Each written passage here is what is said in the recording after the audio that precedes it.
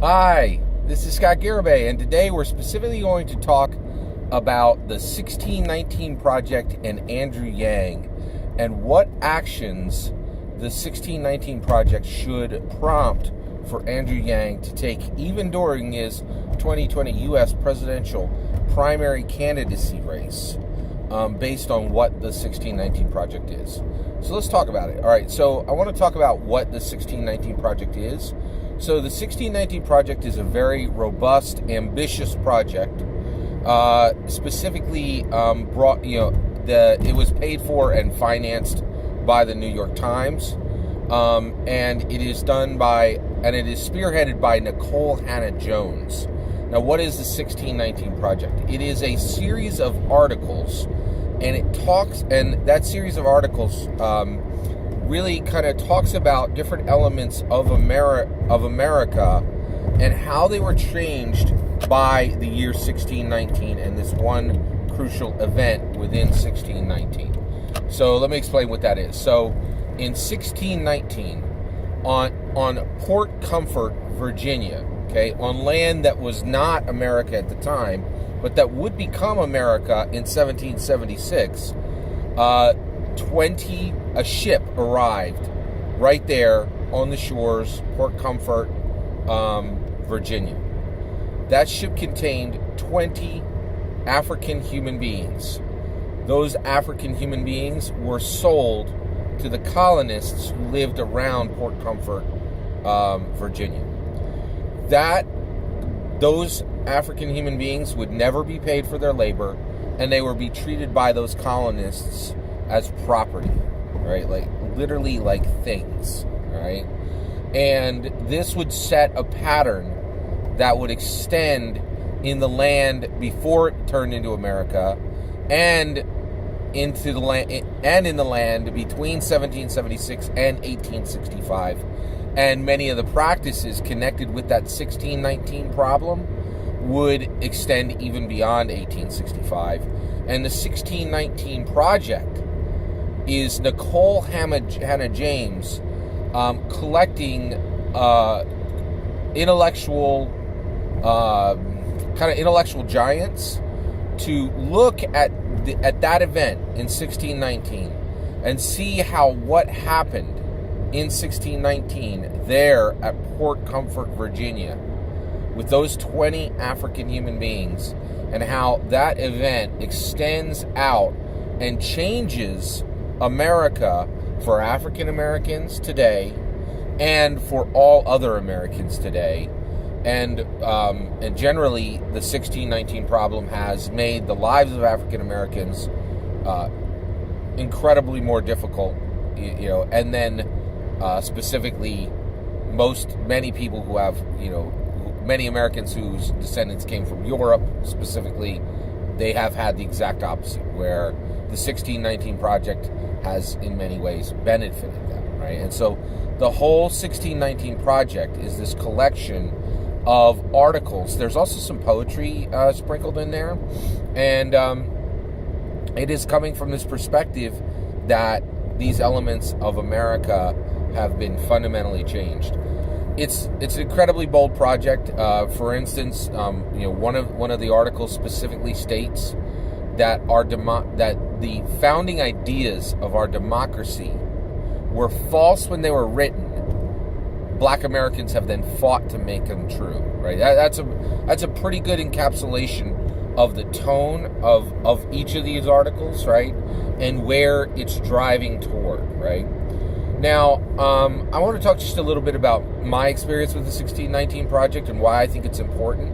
So one of the reasons why I think the 1619 Project is really important, and that everybody should be heading over to the New York Times and taking a look and reading as many articles as you can, from that collection, right? If not all of them, if you're able to read all of them, it's powerful. And I think the reason why is I love this idea of treating 1619 as a hinge, right?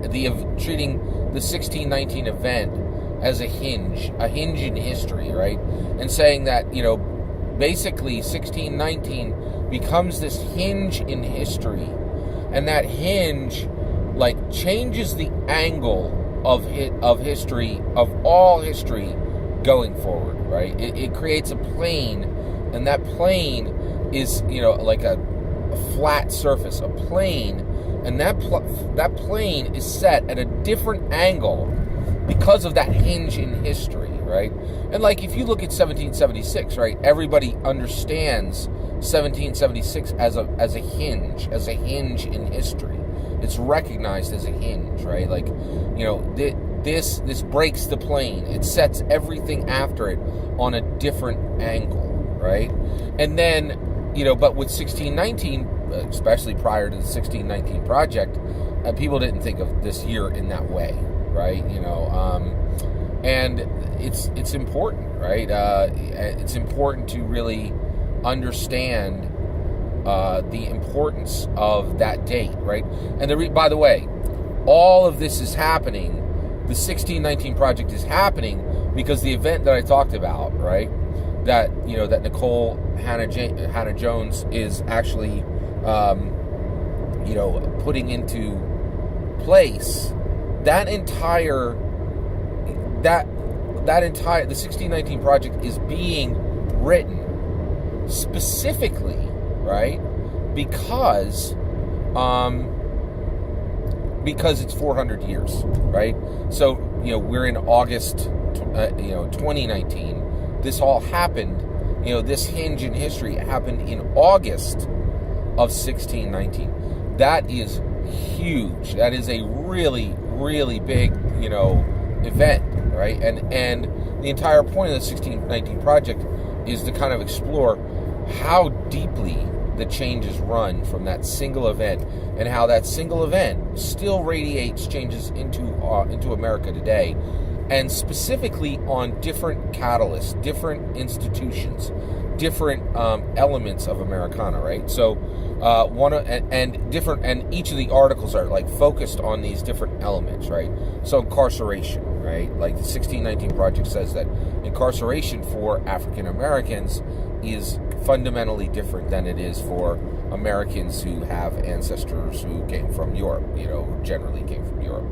And it's fundamentally different, right? And that African Americans are incarcerated at a higher rate, and that is not ancillary. It's not an accident. It is a direct ramification of what happened in 1619. Wealth in America, right? The fact that, if you look at Americans who generally ancestors came from Europe, and then Americans whose ancestors came from Africa, the wealth dichotomy, the difference in wealth is staggering, right?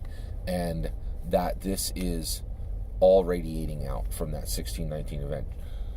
Music, like the music that African Americans have presented into the American culture is fundamentally different than the music that European Americans have put into America, and that this specifically, again, is something where, the damage versus benefit, right? When you look at it, there's an issue of damage versus benefit. Who's being damaged? Who's benefiting, right? Physical bodies, right? So African Americans, how their bodies are perceived in America, in the media, socially, just one-on-one between human beings in America, right? The products that they use to take care of their bodies, how they're different, how they're produced differently, how they're distributed differently, right? Capitalism, right? How America actually makes a flow of money available to different people within the nation is different, and the way that African Americans participate in capitalism is fundamentally different because of the damage that still radiates out from 1619. Power, the immense differences in power that happen specifically for African Americans and for Americans who have European ancestry. And now, any and all of those that I just talked about, there really isn't any room for debate that how African Americans experience America is fundamentally different from Americans whose ancestors were not brought here on a ship and then sold like property, right?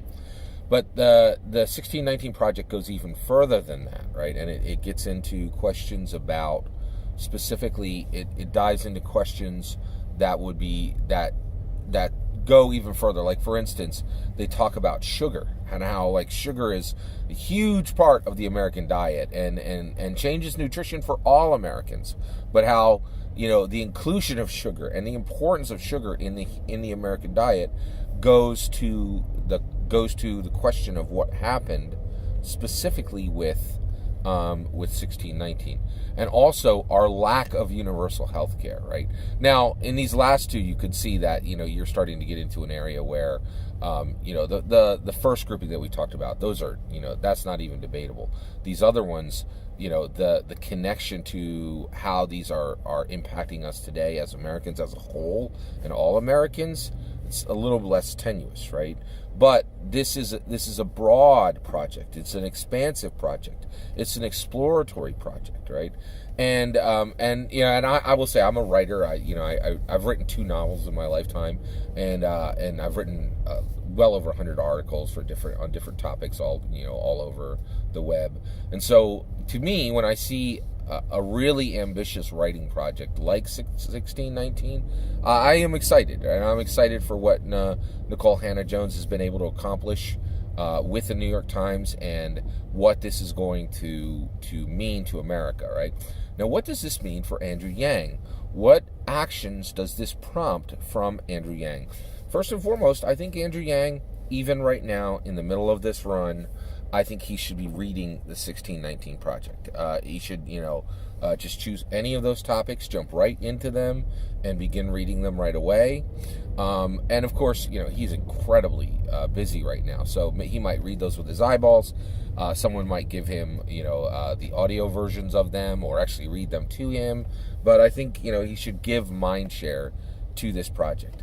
And then also immediately, I think his team, Andrew Yang, should prompt his team to make a note and say, within the first 3 months of our presidency, we're going to very specifically have the 1619 Project team, the people who wrote these articles, we're going to bring them into the White House, the same way that presidents have received like sports teams. I think it'd be really cool to receive this intellectual team and, bring them all in, right? Receive them, have a starting conversation, enjoy a meal together, right?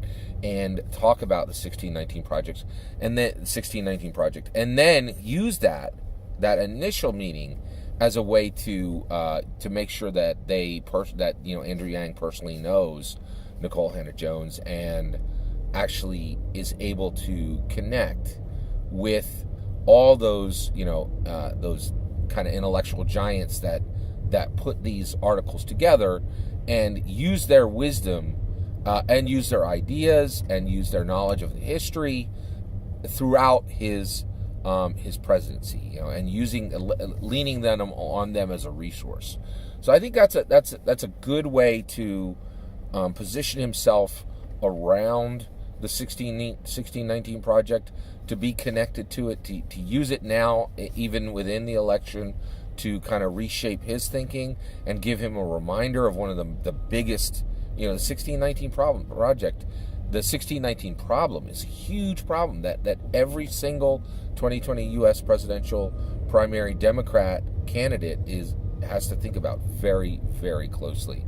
And it's a really big deal. And so I think Andrew Yang should really, take those last 2 actions and make them part of his activity as he continues to pave the road to the White House. All of that is my opinion. I'd love to hear your opinion. What do you think? Have you read any of the 1619 project articles? What's your thought on it, right? What actions do you think the 1619 project prompt from Andrew Yang? I'd love to hear your opinion. Let me know in the comments below. Please consider liking and subscribing, and have a wonderful millennium.